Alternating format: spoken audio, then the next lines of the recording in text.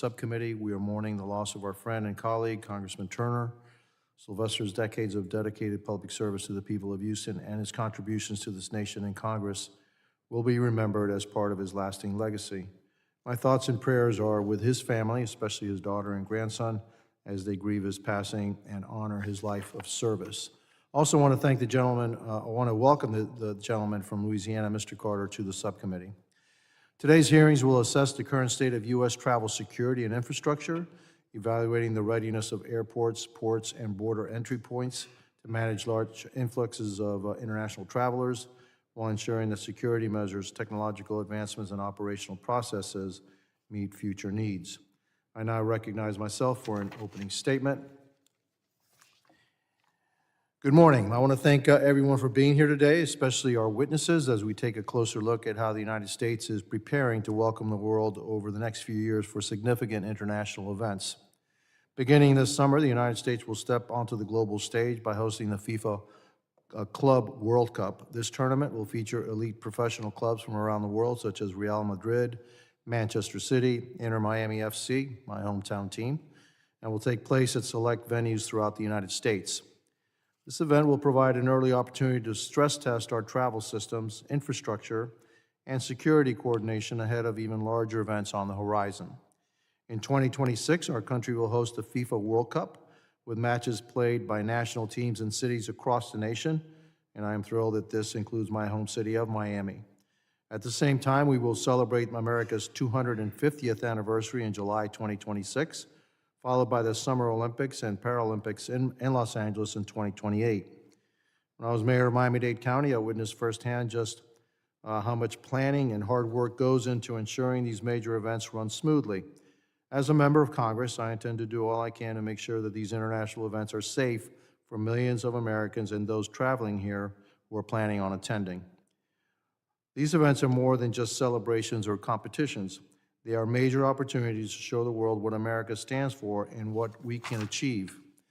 If we get this right, the payoff could be enormous. According to the U.S. Travel Association, we could generate nearly $95 billion in economic activity and welcome over 40 million international visitors. That will only happen if we plan ahead, invest wisely, and make sure that the travel experience in the United States is smooth, modern, and secure. Right now, we have work to do. A recent report from the United States Travel Association makes it clear that while the United States remains one of the top destinations for international travelers, we now rank last among the top travel destinations when it comes to national planning and leadership. Long waits for visas, outdated airport technology, and staffing shortages at our ports of entry are slowing us down. These problems are not just frustrating, they could cost us jobs, investment, and global influence. This is why I support President Trump's recent executive order creating a White House task force focused on the 2026 World Cup. This kind of coordination is exactly what we need. It brings the right people to the table and sends a strong message that the United States is serious about being ready.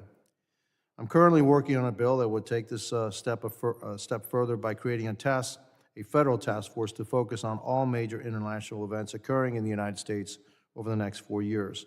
That includes the World Cup, America's 250th, and the 2028 Olympics.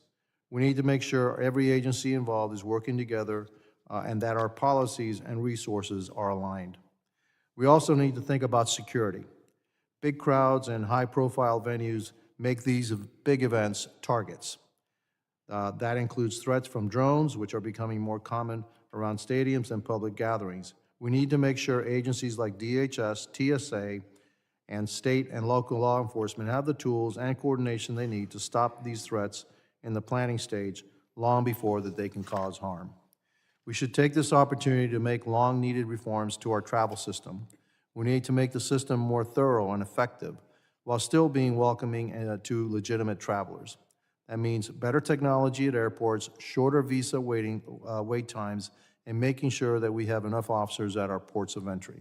The world will be watching, and with the right vision and coordination, the United States can set the global standard, not just for security, but for innovation, hospitality, and safety. I look forward to hearing from our witnesses about how we turn that vision into the reality. And now I recognize the ranking member, the gentlewoman from New Jersey, Ms. McIver, for her opening statements. Good morning, and thank you to our witnesses for joining us today, and thank you to Chairman Jimenez for holding today's hearing. I, too, want to join in on just expressing our condolences and sympathy to Rep. Turner's family who passed away, who was a part of this committee, as we continue to pray and keep his family and his friends and his close colleagues in our thoughts. So definitely join us in that and sending well wishes to his family. The travel and tourism industry is a vital part of the U.S. economy. In November 2021, President Biden signed the Infrastructure Investment and Jobs Act into law, providing a $1.2 trillion investment in American transportation and infrastructure. In December 2022, President Biden signed an omnibus spending package into law, funding pay raises and an expanded collective bargaining framework for TSA employees. These historic investments have helped spur continued growth in U.S. travel and tourism and helped secure our transportation networks. In 2024, travel in the United States produced an economic output of $2.8 trillion and supported more than 15 million American jobs, and record numbers of passengers traveled through TSA security checkpoints. To continue to grow the U.S. travel system and prepare for upcoming international events, any sane administration would continue to invest in our infrastructure, update our security technology, and support our federal workforce. Unfortunately, President Trump and Republicans in Congress are doing the exact opposite. Take, for example, making investments in cutting-edge security technology to fund new CT scanners and other equipment at TSA checkpoints at the necessary scale and pace. Congress must stop using passenger security fee collections as a slush fund and return that money to TSA. But instead, Republicans are considering increasing passenger security fees and using that money to help pay for tax cuts for billionaires, according to a document showing their reconciliation plans. Republicans want to charge airline passengers more and then put the money in billionaire pockets. The passenger security fee was created to help fund TSA and prevent another 9/11, but Republicans care more about giving tax cuts to billionaires. That's despicable. Let's turn to workforce issues. Transportation security officers are the backbone of our transportation security system, as they screen millions of passengers and pieces of luggage every day to keep our skies safe. Yet, over the past month, President Trump and Secretary of Homeland Security Kristi Noem have taken the first steps in dismantling the professional aviation security workforce we have worked so hard to build over the past 2 decades. On March 7th, Secretary Noem ended TSA's 7-year collective bargaining agreement and dismantled union rights in a political and illegal move to advance President Trump's union-busting agenda. I am glad this move is being challenged in the courts, but in the meantime, it undermines the TSO workforce just as it had finally stabilized after decades of high attrition. Worse yet, the termination of TSA's collective bargaining agreement may pave the way for Project 2025's goal of privatizing the agency, an effort Republicans in Congress are already trying to advance. Privatizing more than 400 airports and over 50,000 screening officers would throw the entire aviation security system into chaos and return us to the pre-9/11 model that failed to prevent the largest terrorist attack in U.S. history. Democrats will fight tooth and nail to prevent Republicans from sacrificing our national security at the altar of corporate greed. Unfortunately, the problems the Trump administration is creating for travel and tourism industry go well beyond TSA. In 2024, the International Trade Administration reported a 9% increase of international visitors to the United States. Under the Biden administration, U.S. tourism was booming and open for business. However, in just 2 months since President Trump took office, he has managed to throw that all away by detaining tourists, attacking allies, and tanking the economy. The list of countries that have changed their advisories to warn travelers to the United States of potential risks is growing longer by the day. That list now includes the United Kingdom, Germany, Norway, Ireland, the Netherlands, Denmark, Finland, Belgium, and Canada. Canadians who visit the U.S. more than anyone are now canceling their trips as flight bookings from Canada have dropped by 70%. Since Trump took office, several travelers trying to enter the U.S. have been turned away or detained for days or weeks with little to no explanation. A French scientist scheduled to attend a conference in Houston was turned away reportedly because his personal device contained opinions criticizing Trump's research policies. A Canadian citizen was put in a jumpsuit and chains and detained for over 2 weeks as she legally went through the process to obtain a work visa. A German tourist spent more than 6 weeks in a detention center, including 8 days in solitary confinement because she was traveling with tattooing equipment. Through these cases and others, Donald Trump is sending the message that visitors to the U.S. may be arrested without explanation. Trump is sending a message that the United States is closed for business. Trump's policies put at risk trillions of dollars in tourism spending and millions of American jobs. Let me be clear, if you aren't, even from watching the news today, Donald Trump is tanking the economy. I look forward to discussing with our witnesses how the dire situation will impact our national security and the success of upcoming high-profile events like the World Cup and the Olympics. Thank you. And with that, I yield back. Thank you, and I recognize the ranking member of the committee, the gentleman from Mississippi, Mr. Thompson. Thank you very much, Mr. Chairman, and let me welcome our witnesses on the panel today. I'm glad the subcommittee is examining the state of U.S. travel system ahead of high-profile international events. The outlook for the World Cup, the Olympics, and other major events set to be hosted in the United States over the next few years is dire. In just a couple of short months in office, Donald Trump and his Republican lackeys have done tremendous damage to the U.S. travel and tourism. People visiting the United States can no longer be confident that they will be treated fairly by our government.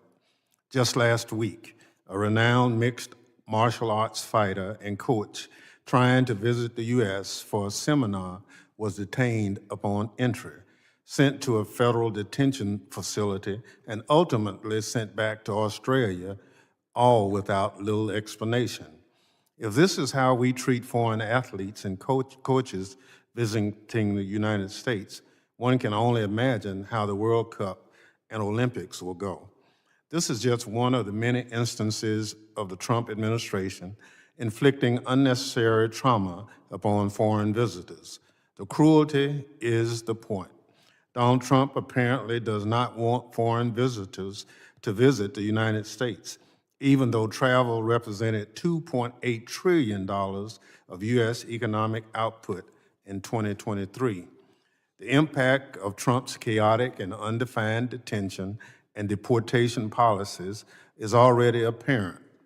Canada, the United Kingdom, Germany, Ireland, Norway, Finland, Denmark, Belgium, and the Netherlands have all updated travel guidance for people visiting the United States to warn of potential for detention or discrimination. Airline bookings from Canada, which provides the most visitors to the United States by far, is already down 70%. The impacts of this loss of international travel will be devastating to local economies. In 2023, more than $1.3 trillion in travel spending contributed $89 billion in tax revenues to states and communities across the country. More than 15 million American workers are either directly employed or heavily supported by the travel industry. Some of those workers are also facing more direct assaults from the Trump administration. Last month, Secretary of Homeland Security Kristi Noem issued a memo to strip TSA employees of their union rights and rescind their existing collective bargaining agreement. Transportation security officers screen millions of passengers every day to protect air travel. For many years, the TSA workforce was plagued by low morale and high attrition. In 2022, President Biden signed into law an omnibus spending bill providing pay raises and funding an expanded collective bargaining framework for TSOs. Those measures have had a dramatic impact on TSA's ability to carry out its security mission as attrition has dropped in half. Undoing this progress is dumb, cruel, and illegal. The Secretary cannot unilaterally rescind a binding legal contract. I hope the courts will put a stop to this nakedly political madness. In the meantime, I'm proud to have reintroduced by bill the Rights for the TSA Workforce Act, which would provide TSA workers with full collective bargaining rights and a fair pay under Title V of the U.S. Code. Now is the time for members of both parties to stand up against Donald Trump and push back against his cruel and foolish policies. Donald Trump is putting America last. The U.S. travel and tourism industry will be among the Trump administration's first casualty if we do not change course quickly. Thank you again to our witnesses for joining us today to discuss this critical challenge. I yield back, Mr. Chair. Thank you to Ranking Member. Other members of the committee are reminded that opening statements may be submitted for the record. I am pleased to have a distinguished panel of witnesses before us today on this critical topic. I ask that our witnesses please rise and raise their right hands. Do you solemnly swear that the testimony you will give before the Committee on Homeland Security of the United States House of Representatives will be the truth, the whole truth, and nothing but the truth, so help you God? Let the record reflect that the witnesses have answered in the affirmative, and thank you, and please be seated.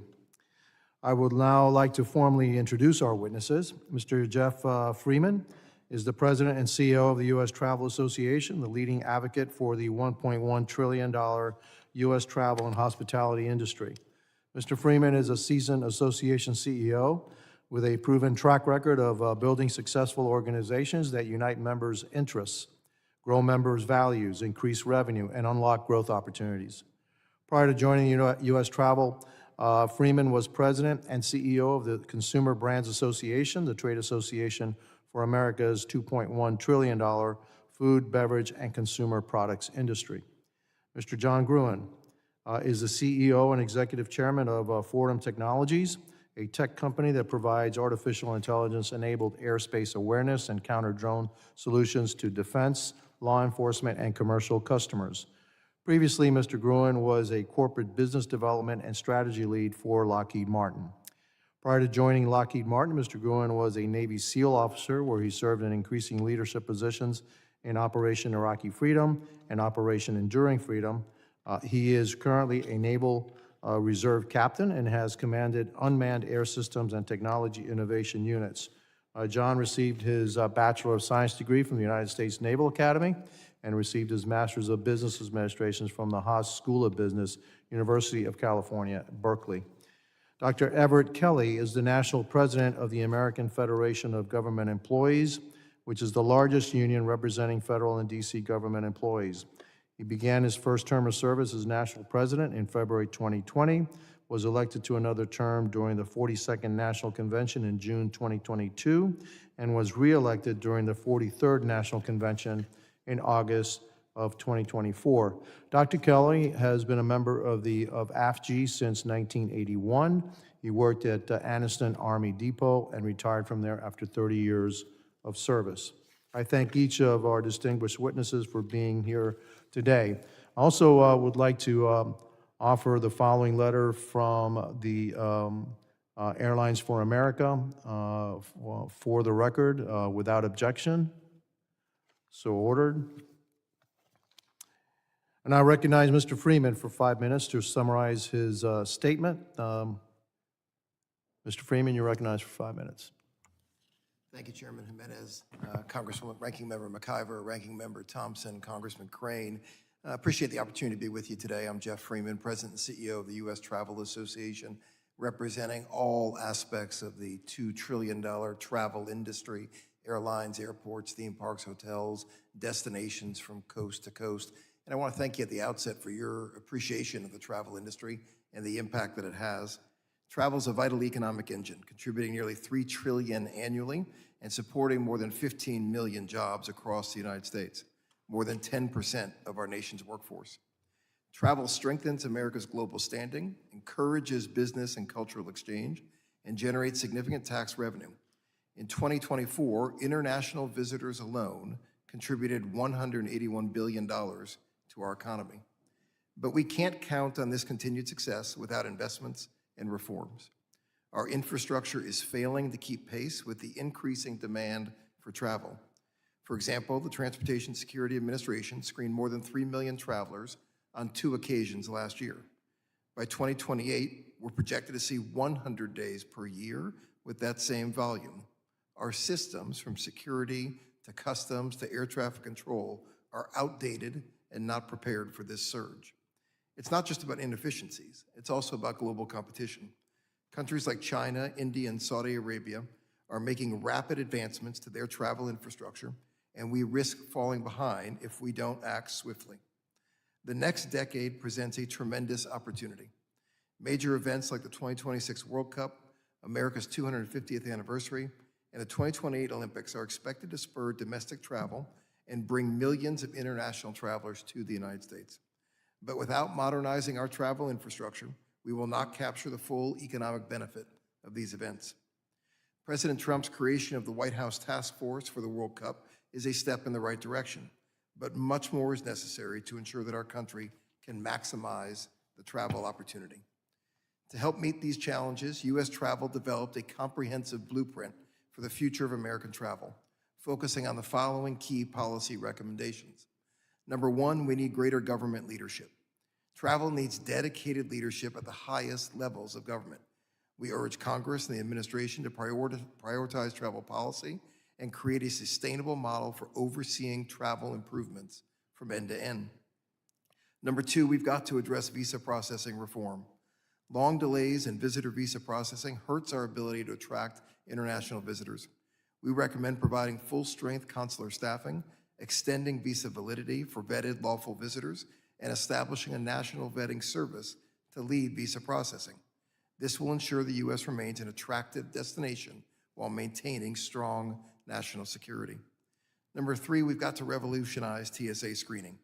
Airport screening relies on inconsistent, unpleasant, and manual processes. We recommend immediately ending the diversion of the passenger security fee and increasing technology funding to place new identity verification, on-person screening, and baggage screening technology in every U.S. airport lane within the next 5 years.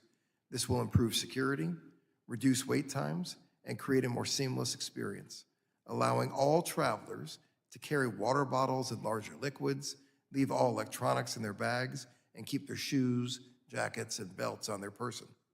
Finally, we've got to create a world-class customs process. We need to modernize the international arrival process for our guests.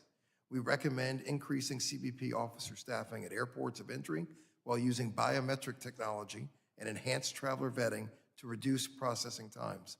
This will allow the automated entry of trusted travelers and returning Americans while enabling CBP officers to focus their inspection efforts on unknown individuals. These 4 steps are critical to ensuring the U.S. remains a global leader in travel and that our infrastructure can handle the increasing demand. The status quo is not an option. Travel demand is growing, our infrastructure is aging, and global competitors are moving quickly. If we fail to act, we risk losing economic opportunities, diminishing America's competitive edge, and foregoing millions of foreign visitors. Thank you for your time and consideration. I look forward to answering any questions you may have. Thank you, Mr. Freeman. Now I recognize Mr. Gruin for 5 minutes to summarize his opening statement. Good morning, Chairman Jimenez, Ranking Member McIver, and honorable members of the Transportation and Maritime Security Subcommittee. My name is John Gruin, and I am the Chief Executive Officer of Fordham Technologies. I'm grateful for the opportunity to testify today on the security of upcoming international events. Fordham was founded in 2016 to develop and produce the technology needed to defeat drones. We've become a global leader in drone detection and mitigation, focused on systems that can operate safely in the populated areas and in the national airspace. Our technology is currently deployed by CBP at the southern border, on U.S. military bases, and at critical infrastructure sites worldwide. Fordham also provided counter-drone solutions to the 2020 Olympic Games in Tokyo, the 2022 World Cup Games in Qatar, and the recent inauguration of President Trump here in D.C. Over the next decade, the United States will host multiple major international sporting events, and as we approach these global events, it is vital that we assess today's threat landscape and act now to lower the risk of incidents. As you are well aware, the occurrence of drone threats has surged in recent years, with the Department of Defense and Homeland Security reporting thousands of unauthorized drone incidents annually. Recent domestic drone incidents, like the collision with a firefighting aircraft in Los Angeles and one that halted an NFL playoff game, are warnings of what's to come if we don't act. Another example includes the incursion that occurred over Joint Base Langley Eustis in 2023, which triggered a month-long interagency attempt to deploy counter-drone assets to no avail. In this incident, standard detection and defeat systems failed, offering no advance warning of incoming drones or a means to defeat what should have been considered a clear and present danger. This event highlighted a new category of threats we are facing: dark drones. Aircraft designed to evade detection by not emitting RF signals.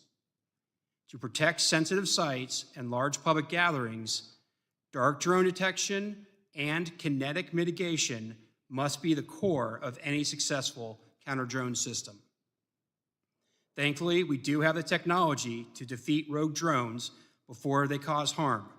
Companies like mine have developed AI-powered sensors necessary to identify the threats, including dark drones, as well as autonomous interceptor drones capable of safely taking down the threats.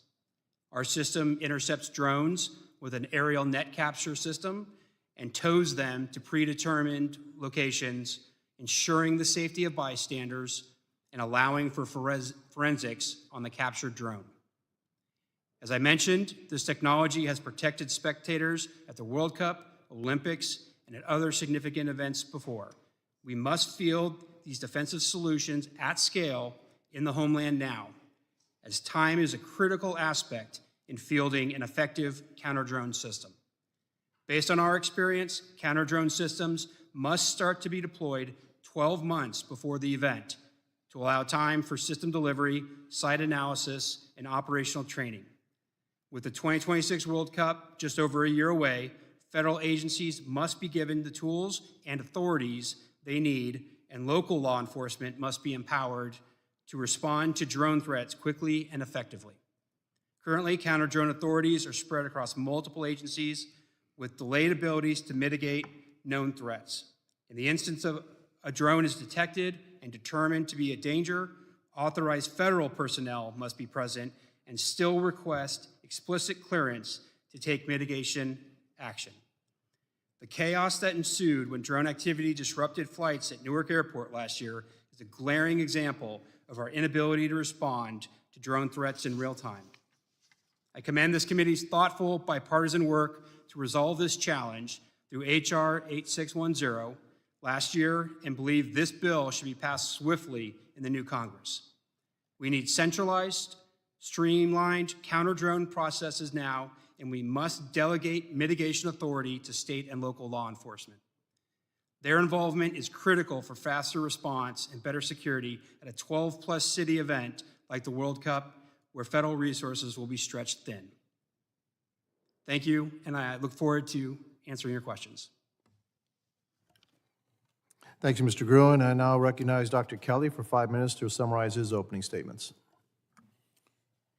Chairman Jimenez, Ranking Member McIver, Chairman Green, Ranking Member Thompson, and members of the subcommittee. My name is Everett Kelly.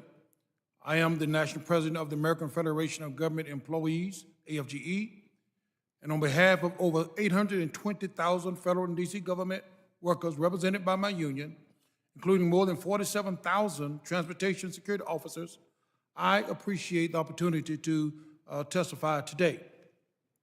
The decision by Secretary of Homeland Security, Kristi Noem, to unilaterally rescind the 2024 collective bargaining agreement between AFGE and the Transportation Security Administration has created an unprecedented crisis for TSOs at a time when our nation's aviation security system faces increasing demands.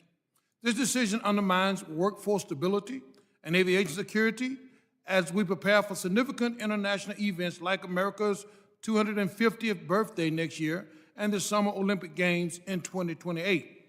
Since 2011, FGE has worked with TSA to establish a framework for genuine collective bargaining that balances aviation security needs with workers' rights. Our agreement have strengthened workplace policies while maintaining TSA's operational flexibilities. The 2024 CBA marked a significant milestone, providing long-term stability and predictable working conditions for TSOs while supporting TSA's mission. The abrupt termination of this agreement by Secretary Noem has dismantled years of progress.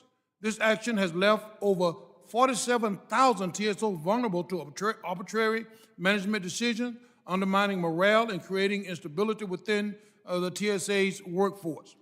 Secretary Noem's decision to rescind our CBA has created immediate uncertainty for TSOs who relied on this protection for predictable working conditions, and without established procedures for shift bidding, leave approval, or grievance resolution, TSOs face arbitrary decisions that undermine morale and job satisfaction. This instability will lead to higher turnover rates, a direct threat to aviation security as experienced officers leave their post. The timing could not be worse. Major interaction and international events will significantly increase travelers' volumes in the coming years, requiring a fully staffed and motivated workforce operating under standardized procedures.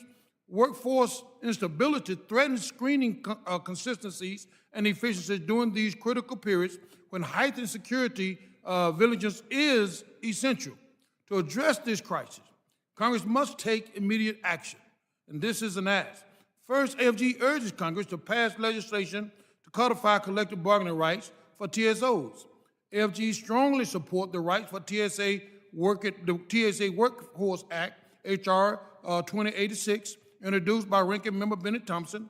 This bipartisan legislation will provide permanence to TSOs' labor rights under Title V of the U.S. Code, ensuring fair grievance procedures and Merit System Protection Board appeal rights. Congress needs to prioritize this legislation. Second, AFGE asks Congress to restore our rescinded collective bargaining agreement. Congress needs to pass legislation mandating the reinstatement of 2024 CBA immediately to restore stability to the TSA workforce.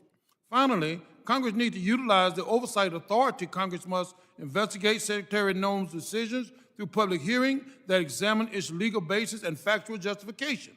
DHS officials should be required to provide evidence supporting their claim against FG while explaining how this action aligns with national security priorities. The decision to rescind the 2024 collective bargaining agreement represents an unprecedented attack on workers' rights that threatens aviation security in a critical time for our nation.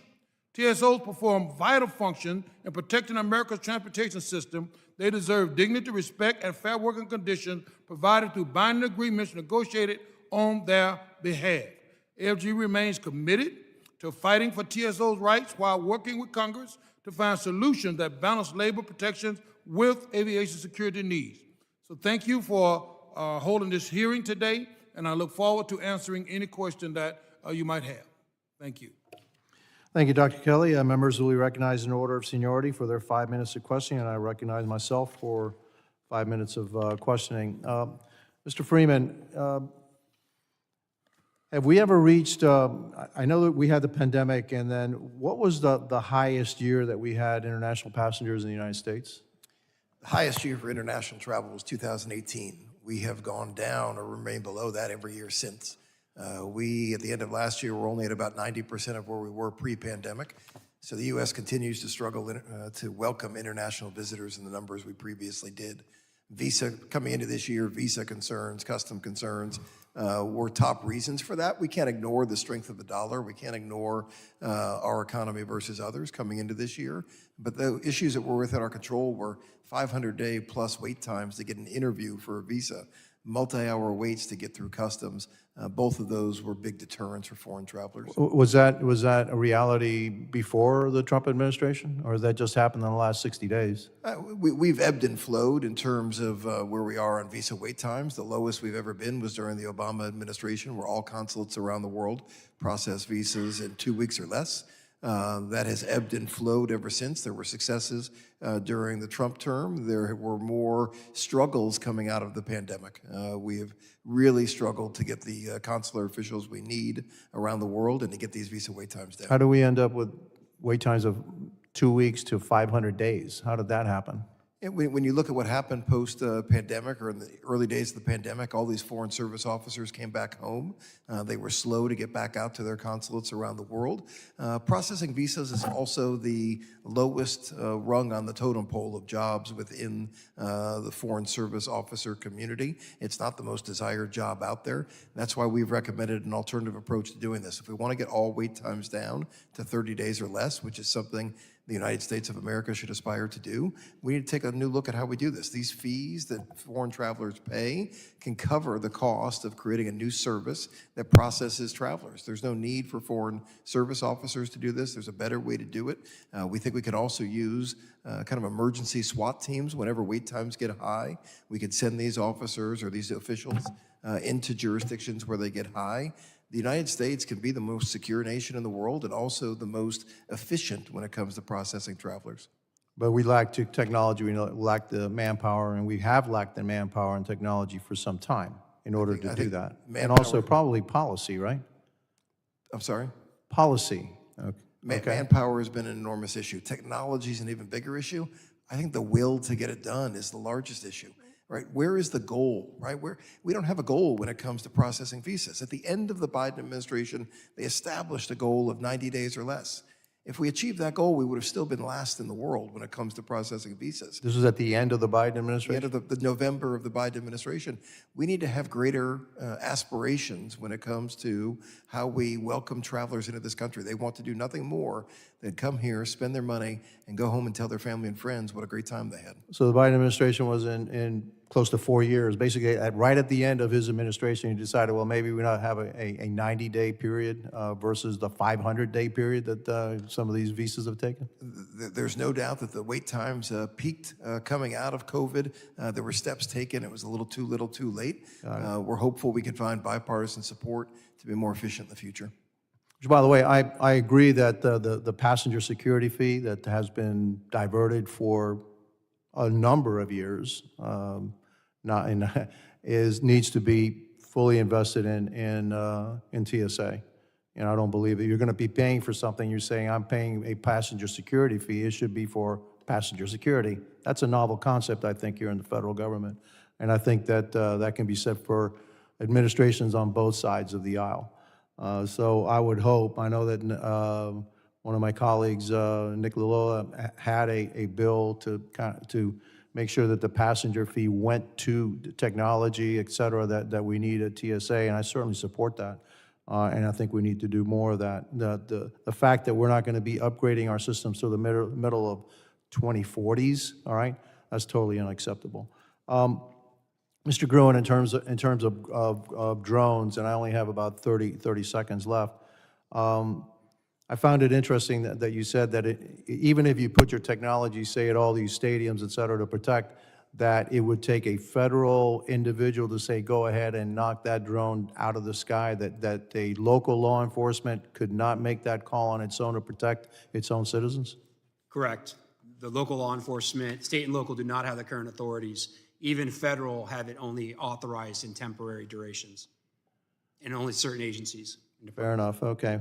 Maybe I'll come back to a second round. With that, I yield back, and now I recognize the ranking member, the gentleman from New Jersey. Thank you so much, Chairman. For many years, we all know that TSA experienced very high attrition rates among its frontline officers. AFG worked for many years to advocate for better pay for TSOs to put them on the same pay scale as other federal workers and help address attrition. In 2023, when pay raises for TSOs finally went into effect, TSA's attrition rate dropped nearly half. President Kelly, with the Trump administration now trying to bust TSO's union, do you expect attrition rates to rise again? How would higher attrition rates affect the security of commercial travel as well as wait times at checkpoints?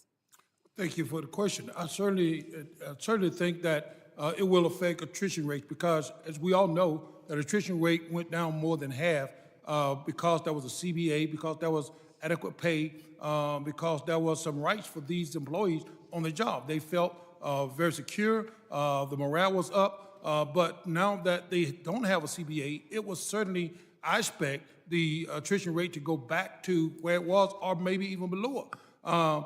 Because they don't have any protection, they don't have any morale that seems to be going down. As I travel the airports and talk to various ones, we all see that. So I think that you will see it go completely south. I think that wait time will be the results of this attrition rates going back, because you're talking about now employee burnout, and all these types of things that's going to happen that's going to affect wait time. Thank you. Mr. Freeman, earlier this year, the press reported on the document listing options House Republicans are considering, including in their reconciliation bill.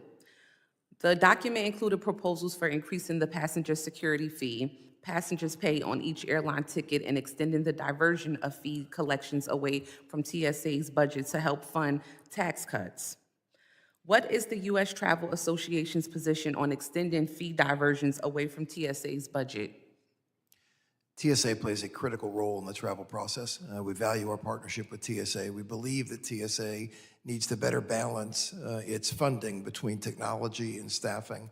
To do that, it needs to maintain all of the resources it achieves through the transportation security fee. As the chairman said, none of that money should be diverted. It's a violation of every traveler that's out there who is expecting the contributions they're making when they buy that airline ticket to be supporting the travel process. And how we do that through both technology and staffing is a critical question. Thank you for that. In my opening statement, I talked about the decrease in visitation from Canadians, and you talked a little bit about just the decrease and the differences in between travel currently right now. How will these reductions in Canadian visitors to the U.S. impact the travel industry and economy, in your opinion? If indeed we have a decline in Canadian visitation, it will be significant in terms of the effect on our economy. A 10% decline in Canadian travelers would cost the market about $2 billion in spending. Canada is critical to the United States. It's critical that we send the message that we want Canadian visitors to come. We've seen tensions in the past between nations. That doesn't need to become a part of the travel process. We'd like to see that clear message right now that Canadians, Europeans, all travelers are encouraged to come to the United States. That message could be sent more loudly right now. Thank you, Mr. Freeman. With that, I yield back. Thank you, and I recognize the gentleman from Arizona, Mr. Crane. Thank you, Mr. Chairman. This is a very important hearing today, talking about travel into the U.S. and some of the big events that we have coming up, like the Olympics and the World Cup. Mr. Freeman, I want to start with you. According to the U.S. Bureau of Transportation Statistics, TSA has either halted data collection or has overclassified information on prohibited items detected and seized by TSA since 2008. My concern that TSA purposely hasn't collected data or is overclassifying data to hide embarrassing statistics that show that they routinely fail what the industry calls covert tests. These tests are an event where an undercover operative from the agency tests security by attempting to smuggle prohibited items through TSA. In 2015, DHS OIG John Roth issued a scathing report highlighting under the Obama administration, the OIG found that 96% of instances TSA officers used advanced imaging technology, or AIT, at 8 airports failed to detect hidden threat items AIT is still in use today at U.S. airports by TSA. The agency doesn't have any data to suggest that these figures from 2015 have improved in 2025. I'm currently working with the chairman on drafting a bill that would require TSA to submit the results of all covert testing and/or red teaming testing to the Committee on Homeland Security, and I hope this bill can be bipartisan. My question, sir, and please answer briefly, with TSA's covert test failures coupled with the fact that the agency hasn't collected or submitted data on failed covert testing in recent years, how can Congress ensure that TSA is capable of handling incoming travelers from around the world for upcoming events like America's 250th birthday, the 2026 FIFA World Cup, and the 2028 Summer Olympics? Thank you, Congressman. TSA's success is critical to all travelers. Travelers need confidence in their safety, in their security, or else they're simply not going to travel. So we share your concern with anything that would suggest that the process is anything but as safe and secure as it could be. TSA's accountability is to you, it's to Congress, it's to the traveling public. So we support your efforts to find ways to ensure that the technology, that the staffing levels are working in the ways that they need to work. I will point out that in recent years, while staffing has increased, spending on staffing has increased, spending on technology has decreased. The technology that is so desperately needed in the airports is not slated to get into the airports until the 2040s. We need to be more urgent about providing the best technology and as quickly as we can to TSA to ensure the safety and security of the traveling public. Were you aware of that statistic that I read you, that under the Obama administration, OIG found that in 96%, the TSA officers using advanced image technology failed their test when employees from the TSA tried to smuggle weapons, bombs, knives, guns, etc., through their security checkpoints? I was not aware of that specific statistic. What do you think about that, sir? It sounds like every day we've got work to do. We've got work to do to get better. We've got to make sure we've got the right training, we've got the right technology, we've got the right people in place. Security, safety is fundamental to people traveling. If people don't have that confidence, we will see a decline in travel. It's something that is of the utmost importance, and you certainly have our support. What about you, Mr. Gruin? Were you aware of that? I was not aware of that statistic. What do you think about the fact that they're no longer reporting those numbers? I mean, again, oversight and requiring an agency to do their job is essential to good governance. Okay. Mr. Freeman, during the 2024 fourth annual Future of Travel Mobility Conference, you mentioned the need to grasp the opportunity right in front of us when talking about a decade of sporting events that will make the U.S. the most sought-after destination. Modernizing our TSA and travel processing procedures are included. My question is, please answer briefly, how should TSA and Congress look at the use of AI for passenger processing to scan faces and directly cross-reference international travelers with criminal databases? It was at that same conference that I interviewed former TSA Administrator Pekoski, who demonstrated tremendous leadership during his time within TSA and partnership with the private sector. I think based on my experience with Administrator Pekoski, TSA was going down the right road in terms of what it looks at AI. We see enormous potential. The simple truth is that AI can detect things that the human eye will miss, and we see enormous potential in technology. Thank you. I yield back. Thank you, and I recognize the ranking member of the committee, the gentleman from Mississippi, Mr. Thompson. Thank you so much. And I think it's interesting to respond that President Trump had nominated Mr. Pekoski to serve as the TSA administrator, and he was allowed a second term, but in the midst of it, he was fired. I think that's unfortunate. He had done a good job. And, I think he deserved a better departure ramp than what he received. Because from my vantage point, both Democrats and Republicans saw his vision for moving the agency forward. The other thing I'd like to say is that TSA and its workers and technology have managed a successful screening effort so that there's been nothing successful up to this point. That doesn't mean things hadn't gotten through. It just hadn't been successful. You can call it luck or whatever.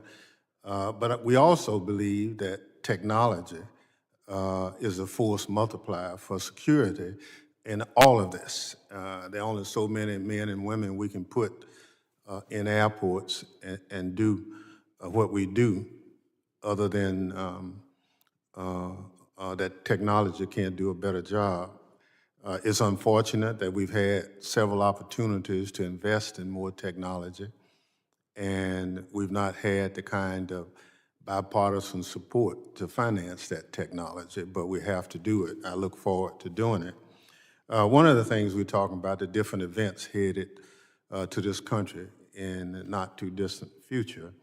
So Mr. Freeman, my concern is that you or your organization aware of what the administration is doing in its screening protocols that are creating this discomfort? Have you seen anything in writing on those protocols or anything?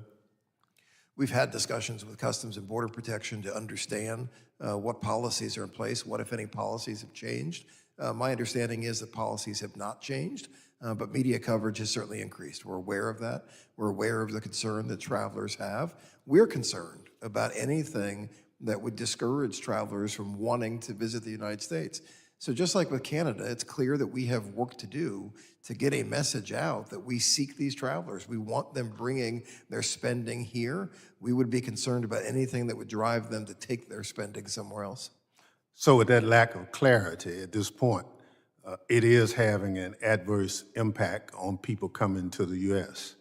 There is significant anecdotal evidence. I think we need to see the data. We're still waiting on the data from the Department of Commerce to better understand what is happening. But again, we're on our toes. We see the concern that's out there, and that leaves us obviously communicating to the administration and various agencies the need to provide travelers with the confidence that they desire. Thank you. President Kelly, can you just describe for the committee the benefits of having a federalized workforce? So many, really, when you think about it. Number one, they have a CBA, and that CBA was negotiated by Administrator Purkowski, who was appointed by President Trump. He negotiated a CBA that would bring about some stability inside of the workforce. Not only that, you know, you're free of any form of striking, because if you had a private contractor, you know, they can unionize and go on strike any day. The federal system cannot strike. Do not talk about going on strike. You talk about morale, high morale. We've already shown that attrition rate went down, you know, about 50%, you know, and we will continue to see attrition rates go down when you have a unionized federal workforce. And, you know, you have flexibility. See, and that's the thing about, that I like about the contract. It allows so much flexibility for the management to do what they need to do in the event of a crisis. So it is so many, it's insurmountable of the benefits that would be for this TSA. Thank you very much. And, you know, TSA, we created after 9/11 because the current protocol for screening virtually didn't exist before that. So it's the new kid on the block. We've been successful in not having, as I indicated, a successful person getting on a plane and causing that kind of crisis. But it's a work in progress. I mean, with technology, Mr. Gruin, we still have to continue to be as best we can. Our adversaries are constantly trying to figure out how they can beat the system.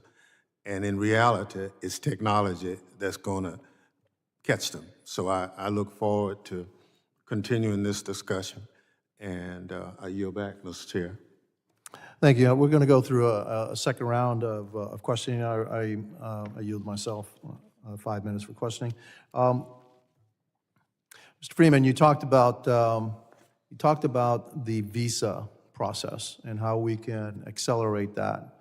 Could you be a little bit more specific exactly what you're talking about in order to accelerate the visa process, take it down from 300 days to something a little bit more reasonable? Yeah, there are multiple consulates around the world right now. Colombia is the best example where wait times exceed 500 days to get an interview for a visa. We've had similar wait times in India. In years past, we had wait times like that in Brazil, where they've been successful recently in bringing those wait times down.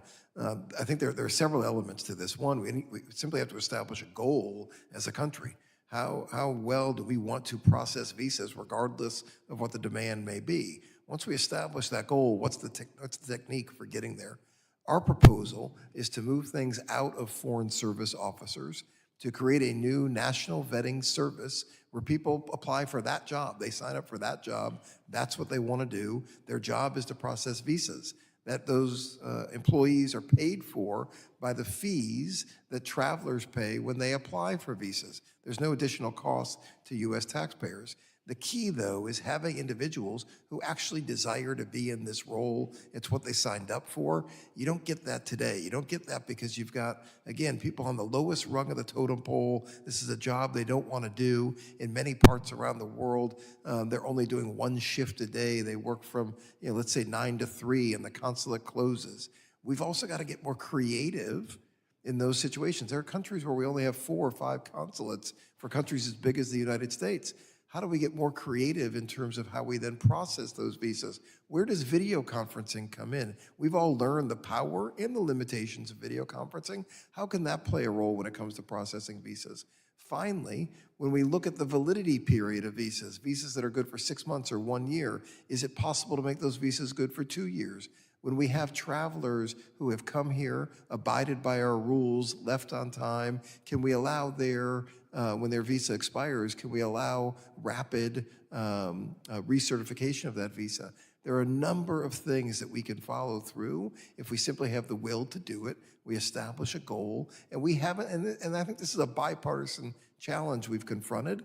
We just simply haven't had that zeal within the State Department or the leadership on Capitol Hill or in the White House to demand that from the State Department. And if we did that, would you see an increase in travel?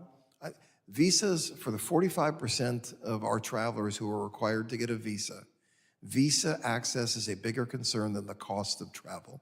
I think that tells us everything we need to know. It's not the cost of coming to the United States, it's the obstacle to getting the visa that is the biggest deterrent. Fair enough. Now, in terms of technology, and Representative Crane, brought out, a very good statistic, and it seems to me that technology has improved in the last 10 years, has to, right? Especially with the advent of artificial intelligence. Is there technology now that will self-identify threats and give cues to the TSA individual on the screen that said, hey, you need to look at this, this, this, and that? That would help reduce that 96%. Is that technology available now?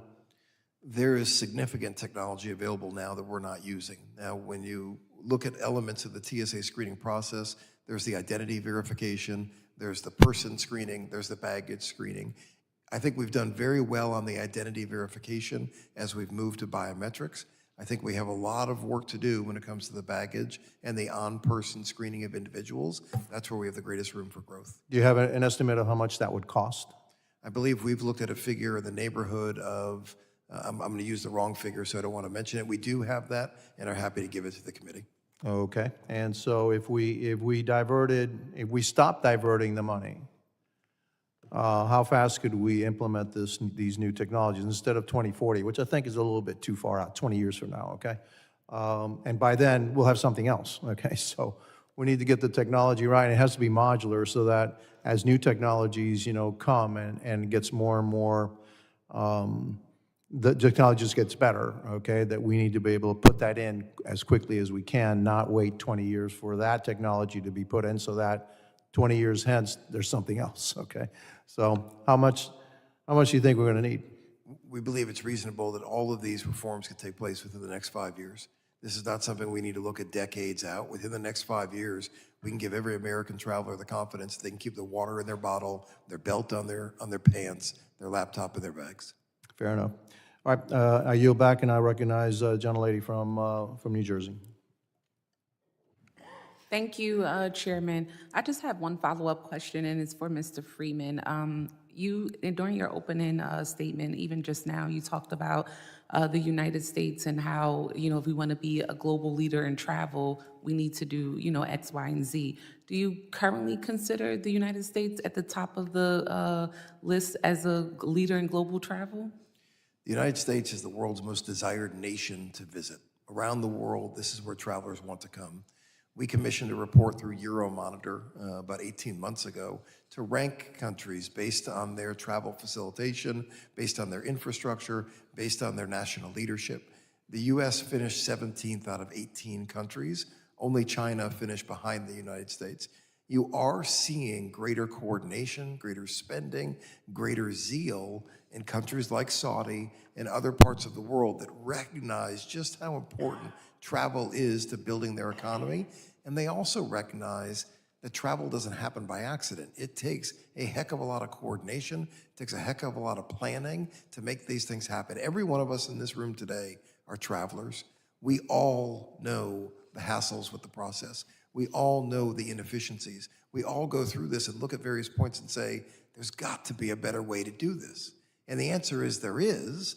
Do we have any desire to work together to implement those better ways? Because what we are dealing with today, whether at TSA, at customs, is not sustainable, and it's not something we should be tolerating. And when was this report done? This report was done and came out in early 2024. We're happy to get you a copy of that. Yeah, I would love a copy of that. I just want to thank each of the witnesses for your testimony today and for coming to share with us. I know that this committee hearing is supposed to be about what we are, examining ourselves on the global level to prepare for these big events, but there's just lots going on right now that I think we really need to address before we can talk about being really prepared, being really prepared for all of the big events that we have coming up. So thank you so much for all of the information that you provided today. Oh, with that, I yield back, Mr. Chairman. I want to thank the ranking member. Now I recognize the gentlelady from South Carolina, Ms. Biggs. Thank you, Mr. Chairman, and thank you to the witnesses for being here today. As the United States gears up to welcome the world for the 2026 FIFA World Cup and the 2028 Olympic Games, our national travel infrastructure stands at a crucial juncture demanding comprehensive readiness. The influx of international visitors for these events will place unprecedented demands on our transportation networks and border security. The recent executive order signed by President Trump creating the World Cup Task Force signifies a critical recognition of the imperative for seamless interagency collaboration. This dedicated task force will be instrumental in strategically preparing our ports of entry, modernizing airport facilities and operations, and fortifying supporting systems such as customs and border protection, security protocols, and transportation logistics. So to Mr. Freeman, how should the World Cup Task Force prioritize its efforts to address operational challenges at our airports and our ports of entry? Thank you for the question, Congresswoman. I think it's critical as the World Cup Task Force gets up and running that first we acknowledge we're already behind the eight ball. The World Cup starts in about 15 months. Other countries are already planning, for the 2029 World Cup, the 2030 World Cup. That planning is already ahead of where we are. So we've got to acknowledge we're already behind the eight ball. I have all the faith in the world in the local destinations that are hosting the World Cup. They have been coordinating. I think they're going to do a great job. The question really becomes in terms of getting people to the games, moving about the U.S. and moving into the United States. I think for the domestic traveler, we're going to see concerns when it comes to moving people through the airports. The demand that we're going to see is basically a Thanksgiving every day for about the 45 days of the World Cup. We all know what it's like traveling on the Wednesday before Thanksgiving. That's what we can expect. It begs the question, what are the things we can do to be more efficient during that period? And this task force is critical about aligning the Department of Homeland Security, the Department of Transportation, and other relevant agencies to ensure we can meet that demand. For the foreign travelers coming in, the truth is we're already too late for some of them. I mentioned the wait times for Colombians to get a visa. If they don't have their visa now for the World Cup in 26, their window is closed. That's shame on us, right? That's opportunity missed for the United States. And then we've got to identify what are the other markets where that window is already closing, and how do we process visas quickly in those markets so we can help those travelers get here.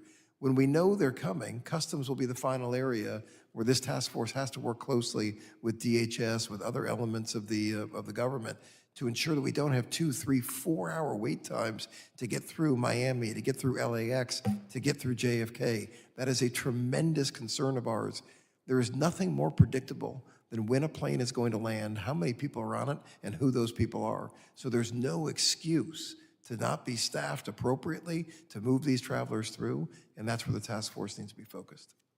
Thank you so much for your insight. My second question, Mr. Gruin, with major international events acting as high-profile targets for bad actors, how do you think the task force should integrate threat intelligence, interagency coordination, and emerging technologies like counter-USAS and AI-enabled surveillance into the strategic planning? Thank you, Congresswoman. Your second point, technology needs to be procured and deployed now. So we recommend 12 months out from events to really get the technology on the ground, get the personnel trained, and run through different scenarios to mitigate threats. So we believe the task force needs to do that aspect. Part of that is also going to be authorities to enable local and state law enforcement to have the authorities to mitigate large threats such as drones when they're on the ground. So again, prioritizing that we are behind the power curve on this. We need the task force to prioritize the procurement and deployment of technologies and the training of personnel so that we have adequate protection. Thank you so much. My time has expired, so I yield back. Thank you. Now I recognize the gentleman from Arizona, Mr. Crane, for his second round of questioning. Thank you, Mr. Chairman. Mr. Gruin, I find your testimony and experience very interesting and important to this panel today. You're a former Navy SEAL, is that correct? Yes, Congressman. So you have a lot of background in unconventional warfare? I do. And now you're currently working in the counter-drone space? Correct. Have you spent any time overseas in Ukraine? Yes. Yep. Do you feel that Americans and our agencies understand the gravity of what's happening overseas and how it's transforming modern warfare? Not at a scale that's necessary. There certainly are pockets of individuals who are aware of the threat and are working diligently to address it, but as a whole of nation, absolutely not. Do you believe that the U.S. is prepared to protect its citizens and infrastructure from drone attacks in some of these major events that we're talking about coming up in the U.S.? Not currently. Give us an idea of what that could look like, sir. The drone threat is so wide-ranging that it is hard to sometimes grasp, because you have the obvious situation of a stadium where you may have DJI-type drones come into the stadium, either drop powders or be explosive in themselves and do actual physical damage to the attendees. You also have a lot of other types of operational scenarios, like airports. With all these folks that are trying to arrive, if you have a drone that goes and parks itself on a runway, the entire operation is going to shut down. And it doesn't even have to explode. It can just sit there. And you have already disrupted air travel to a level that we have not seen, globally not prepared for. Right. It's a lot easier to get some type of explosive into a stadium when a drone doesn't have to go through some magnetometer. Is that correct? Absolutely. It's really not that expensive either for our enemies to use drone warfare to attack us, is it? Absolutely not. Sir, you said, I believe in your testimony, that your company has been tasked to do counter-drone operations around key U.S. sites. Can you expound on that a little bit? Yes, we are working with the Department of Defense to do some initial base deployments. So both OCONUS and CONUS, in particular in response to the New Jersey drone threats at the end of last year. We're at Picatinny Arsenal now with an Army program of record, but we've also deployed to Stewart Air National Guard Base with a coalition of industry partners under NORTHCOM, and all to field the latest capabilities to really get both at the detection, identification aspect, and then have on-hand mitigation capability when authorized. When you guys are doing these operations, are we talking about lone wolf bad actors? Are we talking about nation states that you guys are trying to prevent from flying over these sites? The scary part about this, Congressman, is we don't have good fidelity on that information. We know that there are drones of various sizes, so ones that cannot be easily procured off of an Amazon or an Alibaba. You have larger drones, and you have drones, multiple drones at a time. So the fact that we don't know who's operating these drones is the real problem. Are drones being used right now within the U.S. to conduct espionage? Absolutely. Absolutely. Can you expound on that anymore? There are briefings from the government themselves at different classification levels, but we know that there are other nation states or proxies that are operating near our borders and even particularly in the homeland, different sites. Most people probably aren't aware that the U.S. Capitol Police are currently using Tariff Regulation Section 16.2.90 model rockets and boats to mitigate drone threats on Capitol grounds. Congress must do its part to properly equip Capitol Police for that reason. On National Police Week, I plan to introduce the U.S. Capitol Police Empowerment Act of 2025 to authorize the U.S. Capitol Police to mitigate drone threats on the Capitol complex. The bill was drafted with input from the House Admin, Judiciary, Transportation and Infrastructure, and Homeland Security committees. I'm hoping that everybody will support this bill as it should be bipartisan. I do have a video that I'd like to play of some of the drone capabilities from your company, Mr. Gruin.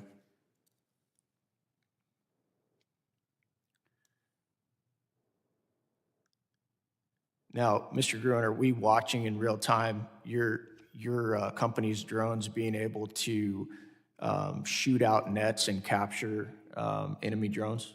Correct, Congressman. Why is that so important, sir?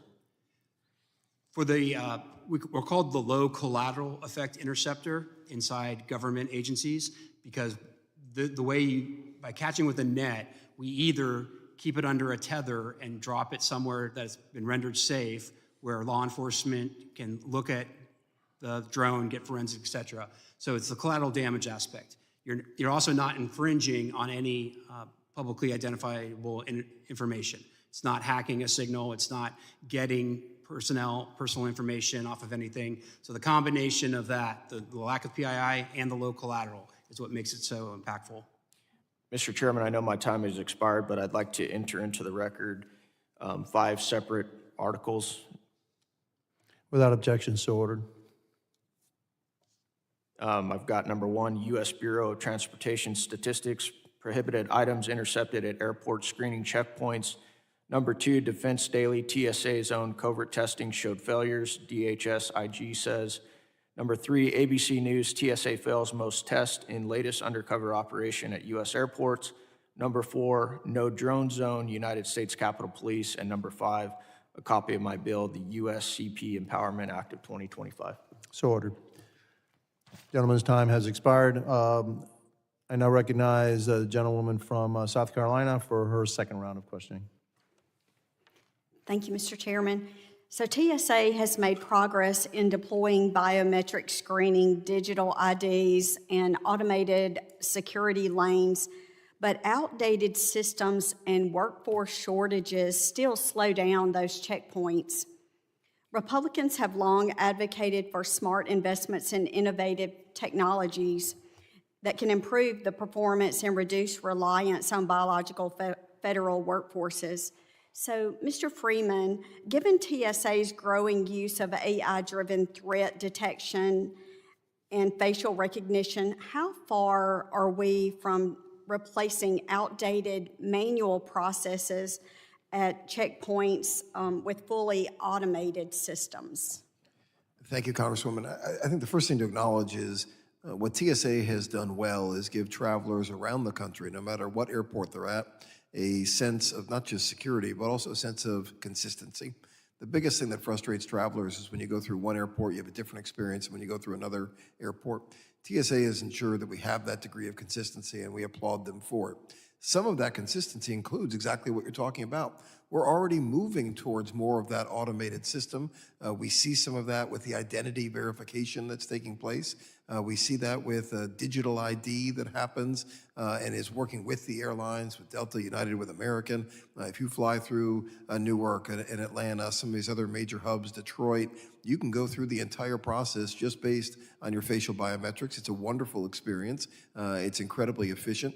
Travelers are moving through in 7 seconds or less using that technology. So I think we're already there.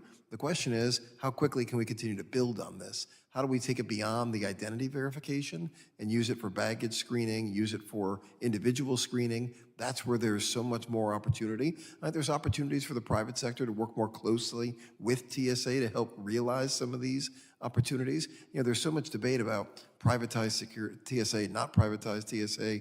What there is a great opportunity for TSA, which has done some very good things, to work more closely with the private sector and really build a partnership here that can give the travelers the experience they desire. Thank you. Just following up with that, are there successful models abroad that the U.S. should consider adapting to our aviation environment? There are absolutely lessons learned in the UK and other parts of the world. In fact, the report that we put out earlier this year referenced some of those lessons learned in foreign markets. I don't think there's one market that is the panacea for what we need to do, but there's a combination of lessons learned throughout Europe and in other parts of the world. We're happy to bring those forward. We document several of those in our proposal. And I think sometimes the U.S. acts as if we're the first ones to confront these issues, as if we can't learn from some of our partners around the world. There's no need to reinvent the wheel here. There's some very good things that are done. Europe has made much further strides in terms of allowing people to bring liquids back onto planes, to keep some of their clothes on, their shoes and belts. We can learn from that, and we're hopeful that new TSA leadership will be willing to do that. Thank you so much for your testimony, and I yield back. Thank you to the gentlewoman from South Carolina. I want to thank the witnesses for their valuable testimony and also the members for their questions. The members of the subcommittee may have additional questions for the witnesses, and we would ask the witnesses to respond to these in writing. Pursuant to Committee Rule 7E, the hearing record will be held open for 10 days. Without objection, this subcommittee stands adjourned. Have a good You too.